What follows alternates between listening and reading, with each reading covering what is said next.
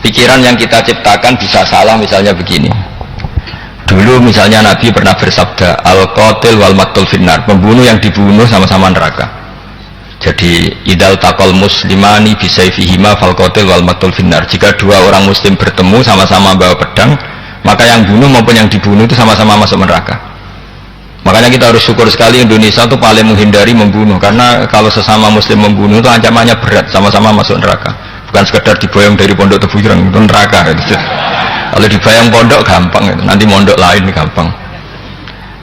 Terus logika sahabat begini, hadza al-qatil fama balu maqtul. Oke ya Rasulullah, kalau al-qatil masuk neraka namanya pembunuh, oke kita terima. Tapi fama balul maqtul, lalu dosanya yang terbunuh itu apa? Wong dia korban kok dia dibunuh. Apa jawabannya Rasulullah sallallahu alaihi wasallam? Jawabannya innahu kana harisan ala qatli sahibi. Sebetulnya dia juga mentalnya pembunuh, cuma nasibnya terbunuh. Jadi seperti misalnya sampean hasut saya, itu nggak perlu disakeni. Sebenarnya sampean yang inginnya ya menggusur saya, cuma nasibnya tergusur gitu. Makanya kalau ada orang rebutan pacar kok kalah itu udah usah disakeni. Sebenarnya mentalnya dia perebut gitu. Cuma nasibnya kalah gitu. Jadi apa ya? Ya tadi. Ya ini penting ya, penting sekali itu. Jadi sebetulnya ketika duel itu semuanya kan mentalnya pembunuh. Maka dia nasib saja sebagai maktul, tapi mentalnya pembunuh. Karena dia mentalnya, niatnya, komitmennya pembunuh, maka dia sama-sama di neraka. Maktul itu fakta, faktanya terbunuh, tapi mentalnya pembunuh, sehingga hukumannya sebagai pembunuh. Sama kalau sampean berebut itu mentalnya ya berebut, cuma nasibnya kalah atau terebut. Itu soal nasib. Ini saya baca dulu ya guru-guru Mbah Hasyim supaya clear. Selama ini yang dikenalkan beliau ngaji sama saya Mahfud, saya Khotib Minangkabau. Ini di kitab ini. Saya baca sesuai harokat yang ada di kitab ini. Nanti kalau sampai tidak cocok karena beda madhab, ya nggak apa-apa, asal pinter saja. Karena baca kitab itu unik. Kadang-kadang satu guru sama guru yang lain itu beda-beda. Dan biasanya guru itu nggak mau kalah. Mbah Mun itu sering cerita, ada kiai maknani wati ini lan wit alu. Itu muridnya gerutu karena pernah mondok itu kok nggak gitu. Pak guru, di kitab saya maknanya itu pohon elu. Lah iya cung wit elu kena gua alu kata guru. Gurunya nggak mau kalah. Ada yang guru itu salah baca wal jarodin lan lawang. Muridnya nggak terima. Pak Yai saya pernah ngaji itu maknanya walang. Lah iya walang sing ning lawang cung. Itu memang kasus makna-makna di Jawa itu banyak itu. Karena awalnya memang wis rodok bodoni. Kenapa saya bilang bodoni? Yang bilang Mbah Mun makna Jawa ono bodoni ini ya. Karena watin itu kan nggak ada di Indonesia. Tapi kiai itu malu kalau gak iso maknani. Akhirnya wati ini wet elu. Tanyakan orang pakar ahli Jawa ya tidak tahu lu itu apa. Pokoknya butuhnya kiai itu ada lafaz ya ada maknanya. Padahal jenis itu nggak ada di Indonesia. Seperti haudat itu maknanya di Jawa sekedup. Sekedup itu rumah kecil yang ada di unta zaman dulu. Di Jawa ada enggak? Tidak ada. Kalau kamu tanya orang Jawa ini apa namanya? Namanya ya rumah kecil di atas unta. Tapi di Jawa dulu punya makna namanya apa? Sekedup. Jadi kiai Jawa itu luar biasa improvisasinya. Ya rodok bodoni itu. Nah yang sering bodoni itu bab halal haram ini bodoni apik. Yang tidak semua bodoni itu buruk. Kadang wajib. Betul ini. Ini sama tergesola. Ini karena keahlian fikih saya juga barokahnya Mbah Hasyim Asy'ari supaya beliau senang. Beliau senang karena para nabi, para wali, para ulama itu tidak meninggal. Tadi kalau Mbak Anita bilang wafat itu kalau dalam bahasa Arab wafa yafi wafaan itu maknanya nuhoni. Nuhoni itu sudah memenuhi. Jadi sebenarnya memang nggak pernah ada orang mati itu. Jadi kita punya jatah umur, jatah rezeki sudah terpenuhi semua. Namanya wafat. Dari kata wafa yafi wafaan, sesuatunya sudah penuh maka diambil. Kalau roh sendiri nggak pernah meninggal. Ya roh sendiri kalau Mbak Anita bilang kita memperingati kehidupan Gus Dur ya memang hidup karena tadi nggak ada siapapun bilang orang itu mati. Orang mati itu adalah jasad, rohnya diambil dari jasad. Roh sendiri ini nggak pernah berstatus mati karena makanya orang Jawa semua sepakat. Wong mati ku piye? Sing nyawane dijabut, jasadnya mati, nyawanya diambil. Kemudian nyawa ini yang mengalami dapat nikmat maupun dapat azab. Sehingga keyakinan ahli sunnah wal jamaah ini perlu didoakan, karena menghadapi Allah butuh topangan doa, dan doa itu nggak pernah salah karena otoritas doa itu milik Allah subhanahu wa ta'ala. Tidak bisa kamu nyemprit Allah, Allah ini sudah akhirat loh, amal nggak ada gunanya loh, tidak bisa. Allah tetap zat yang bisa mengabulkan doa siapa saja, sehingga ahli sunnah berpendapat doa itu yanfa'ul mayyit, doa itu manfaat untuk mayit, sehingga Basim Asy'ari ngarang secara spesifik risalah an ahli sunnah wal jamaah. Di antara yang paling pokok adalah doa yanfa'ul mayyit, doa itu manfaat pada mayit. Ini saya hitung ya guru-gurunya Mbah Hasyim. Darus Salhat Muhammad Hasyim Asy'ari, ini karangannya Asad Syihab, orang Libanon. Buku ini selesai tahun 72. Beliau lama sekali ikut ngaji di sini sama Mbah Hasyim, tapi sebagai peneliti. Beliau kesini sudah alim, ndak terus masih ngapalkan alif bata, itu ndak, itu masih sudah alim. Darus Salhat Muhammad Hasyim Asy'ari fil Haramil Makki Syarif fi Makkah al Mukarramah alaihi ulama. Seterusnya beliau hitung ya, Amsalus Syekh Ahmad Amin Al-Attar wa Sayyid Sultan bin Hasyim wa Sayyid Ahmad Zawawi. Ya dihitung ya, sudah berapa itu. Tapi beliau ke sana sudah alim loh, jangan sampean kira kalau sampean ke sana itu jadi TKI repot nanti itu. Itu kata Mbah Mun kalau ada orang mau mondok Mekah, apa mondok Mekah wis alim dereng. Kersane pinter bahasa Arab kah? Bakul es nang Arab pinter bahasa Arab kah? Jadi kalau beliau kalau sama orang belum alim mondok di Mekah itu agak duka beliau. Ya, Syekh Ahmad Amin Al-Attar wa Sayyid Sultan bin Hasyim wa Sayyid Ahmad Zawawi wa Syekh Ibrahim Arab wa Sayyid Ahmad bin Hasan Al-Attar wa Syekh Said Al-Yamani. Ini yang gurunya Mbah Zubair juga guru-gurunya keluarga sarang. Wa Sayyid Husain Al-Habsyi. Ini mbah-mbahnya keluarga Habib Anis Solo. Jadi ya pokoknya keluarga besar Solo, karena kita tahu Habib Anis itu bin Alwi bin Ali yang punya simtud Duror bin Muhammad bin Husain.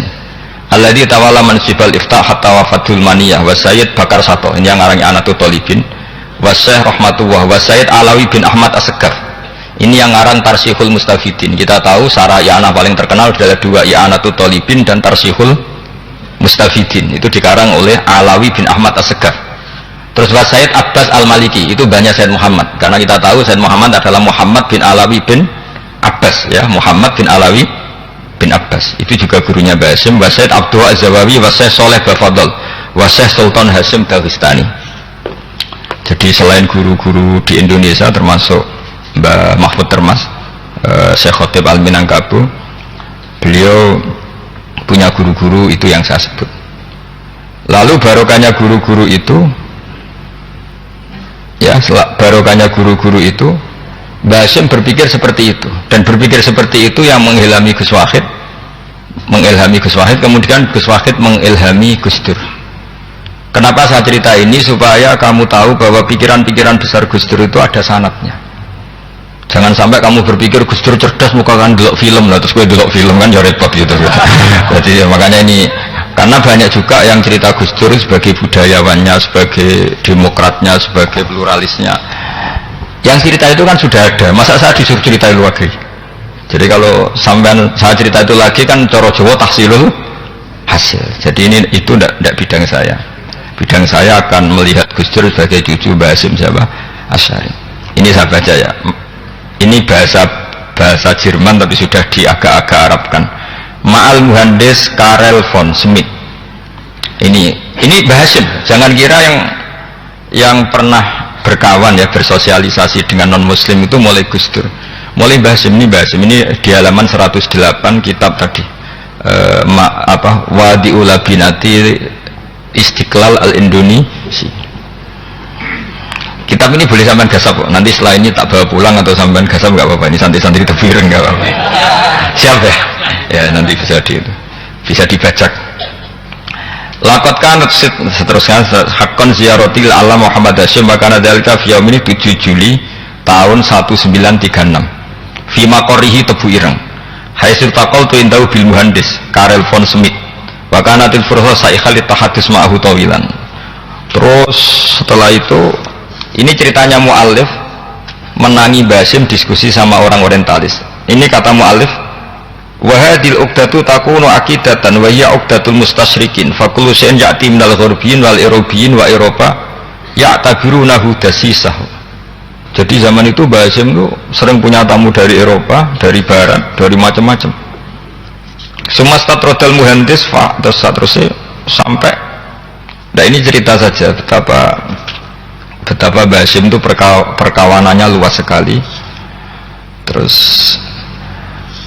ini cerita akhirnya orang ini sampai masuk Islam. Ketika masuk Islam, di antara pesannya Mbah Hasyim, saya ulang lagi, di antara pesannya siapa? Mbah Hasyim itu beliau bilang, kamu harus dipikir-pikir lagi katanya. Itu kan satu kearifan Mbah Hasyim ini saya baca karena saya takut ditegur ini. Saya juga nunggu surat kok tidak datang-datang ini kok, supaya cepat selesai. Ini bebas. Kalau ada surat malah kebenaran ini karena sudah mulai nyari-nyari. Ya jadi saya mohon nanti kitab ini bisa dikaji di sini. Nanti saya tinggal di sini ada cerita-cerita sampai beliau berteman orang Eropa, terus beliau macam-macam sampai terus saya teruskan. Summa arsalatku syirka ila Indonesia amni 1929 watana kola fi kasir minal mudun wa makata akhiran fi madinati Surabaya fi Jawa Syarqiyah wa min huna bada'atil hidayah wa taufiq taqudanihi ilal khairi hadas lautul hadis bil amil alladhi yakti fatratas tirab. Jadi orientalis tadi ketika berteman Mbah Hasyim lama-lama tertarik oleh Islam. Ketika mulai tertarik dengan Islam, wa sya'ara bil istiqra aruhi wal amni tam wa kaifa ya'budu rabbahu ibadatan hakikiyah. Terus mulai tertarik dengan Islam, terus konsultasi sama Mbah Hasyim. Jadi tertariknya barokahnya Mbah Hasyim. Orang ini kemudian wabakiyal muhandis itu insinyur Karel von Schmidt di Indonesia hatnan dalatil harbul alamiyah sehingga perang dunia kedua selesai. Wa indama qawamal Indonesiun didal hukmil al-Hulandi fi harbil istiqlal am wa kana muhandis fi sufil Indonesian dafahu islamuhu liya syarika saat terus. Terus ini saya cerita, jadi Mbah Hasyim pernah mengislamkan orang Belanda, orang Jerman, orang Jerman. Terus orang ini hidup di Hamburg sampai akhirnya beliau dakwah Islam di sana. Jadi ini ini pentingnya supaya sampean tahu bahwa Tebu Ireng mulai dulu adalah komunitas internasional. Ya, Tebu Ireng mulai dulu adalah komunitas internasional. Jadi terus ketika ngadepi Indonesia yang dijajah, ini Mbah Hasyim bersama kawan-kawannya sepakat iktikaf di Multazam. Ini saya baca ya. Wa akhiran istama'a ma'a nukhbatin min haula'i talaba min zalmalaihi al-had Muhammad Hasyim ala ayata'ahadu wa yaqumu bi amalin fi lailatin min laili syahri Ramadan al-mu'azzam istama'a haula'i talaba waladina yantamuna ila iddati qawamiyatin.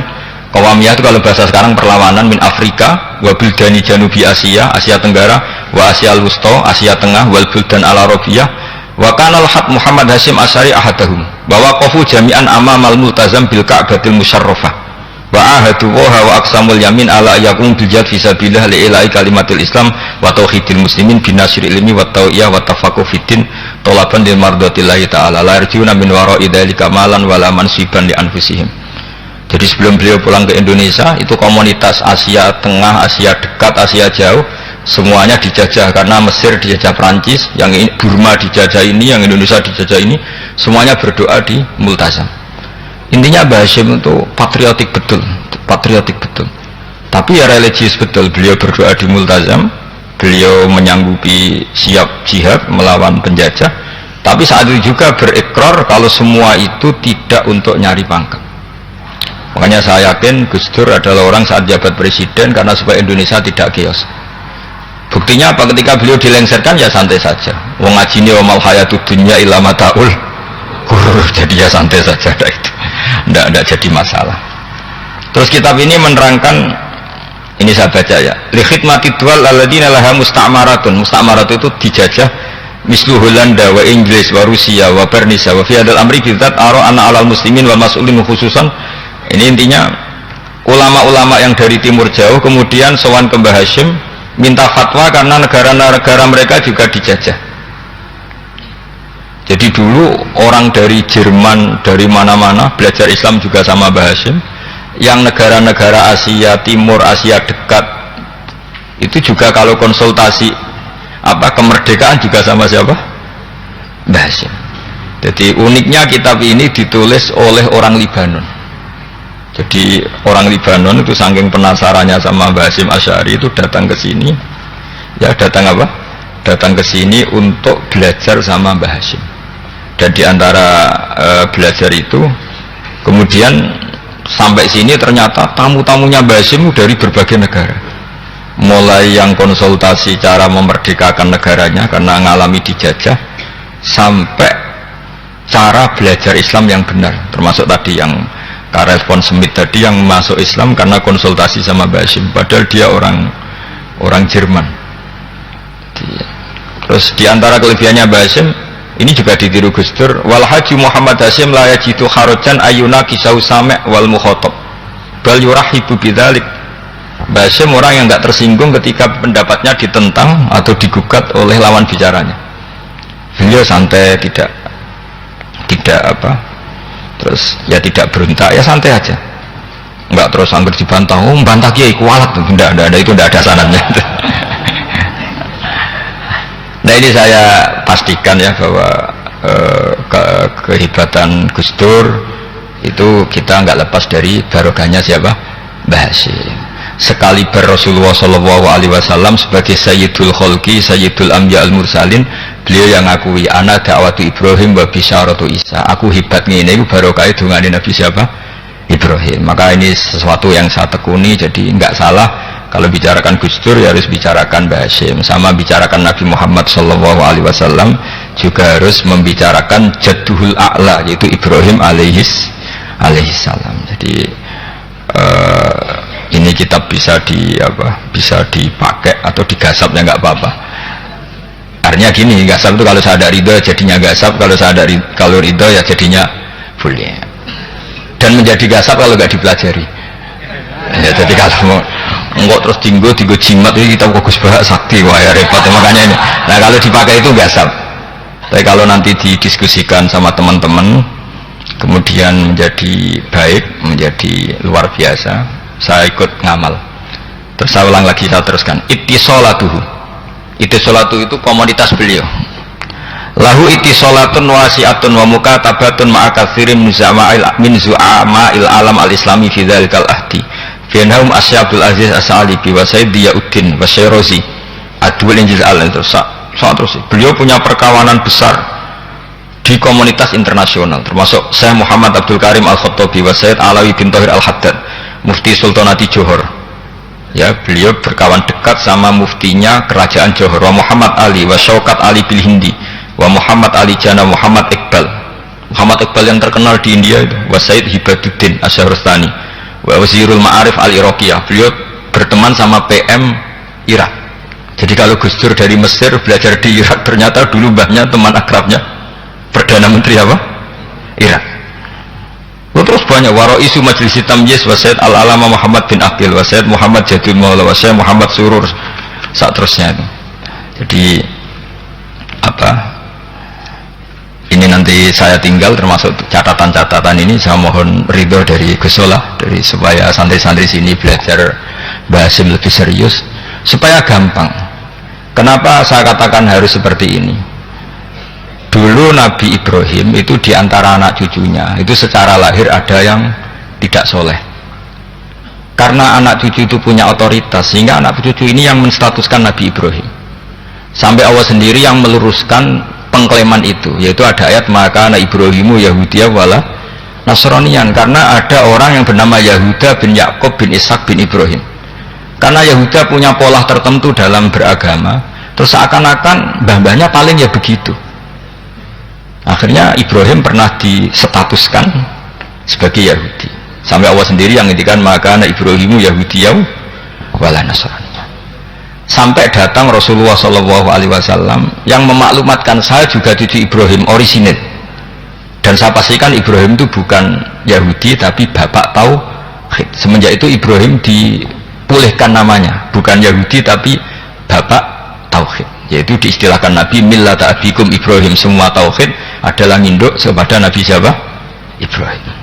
Nah, saya ingin santri-santri Tebu Ireng misalnya nanti suatu saat jadi komunitas internasional, jadi orang keren komunitas internasional, itu bukan karena ingin gaya-gayanan terkenal, tapi ingin niru Mbah Hasyim bahwa itu awal dakwah Anda fil alam.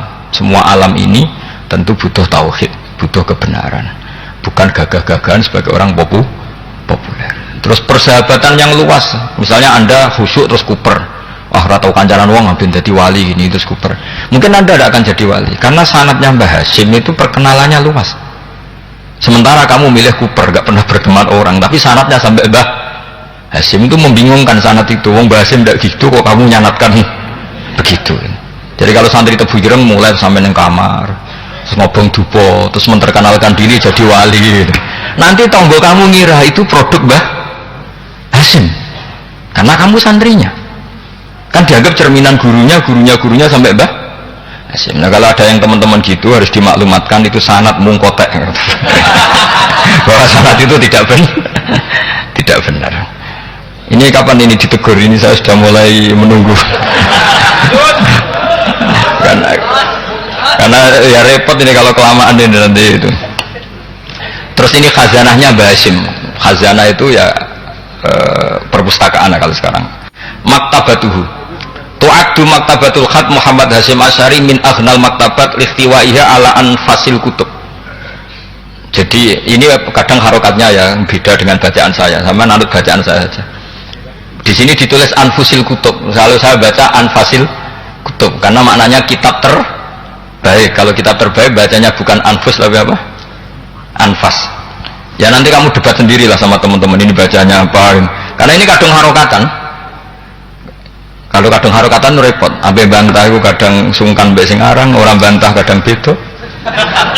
Ya supaya selamat, ini orang saleh mu'alif, khotote goblok biasanya gitu kan. Biasanya gitu kalau untuk menyelamatkan kiai itu, wah ini yang ngetik yang salah. Padahal kadang kiai ini barang ya rontok salah, tapi ya semua. Daripada seudan sama kiai kan mendingan sama pengurus. Ya gitu ya sepakat kan. Jadi ya sudah. Ya saya baca tu'addu maktabatul khat Muhammad Hasyim Asy'ari min aghnal maktabat likhtiwaiha ala anfasil kutub al-ilmiyah al-islamiyah. Jadi kalau tadi yang diceritakan para kawan-kawan Gus Dur suka baca itu Mbah Hasyim itu kitabnya banyak sekali dan semuanya kitab terbaik. Min matbu'atin baik yang dicetak, wa makhtutatin baik yang masih tulisan tangan, athariyatin qadimah baik kitab-kitab yang sudah hampir punah karena saking lamanya. Wa tadummu hadil maktabah jullal kutub al-mu'allafah wal lughat al-arabiyah wal indonesia wal jawiyah wal malaysia wa ba'dal lughat al-ajnabiyah al-ukhra. Jadi zaman Mbah Hasyim itu perpustakaannya sudah ada bahasa Indonesia, bahasa Jawa, bahasa Malaysia, bahasa Inggris. Itu yang nulis orang Libanon. Sampai santrinya Mbah Hasyim tidak tahu. Innalillahi wa inna ilaihi raji'un. Maka ini yang kepertobatan ya saya kasih. Jadi ini saya biasa guyon, kecuali ini guyon sama santri, saya tidak midatoni kiai, jadi ini guyon sama santri. Semoga guyonan ini manfaat. Wassalamualaikum warahmatullahi wabarakatuh.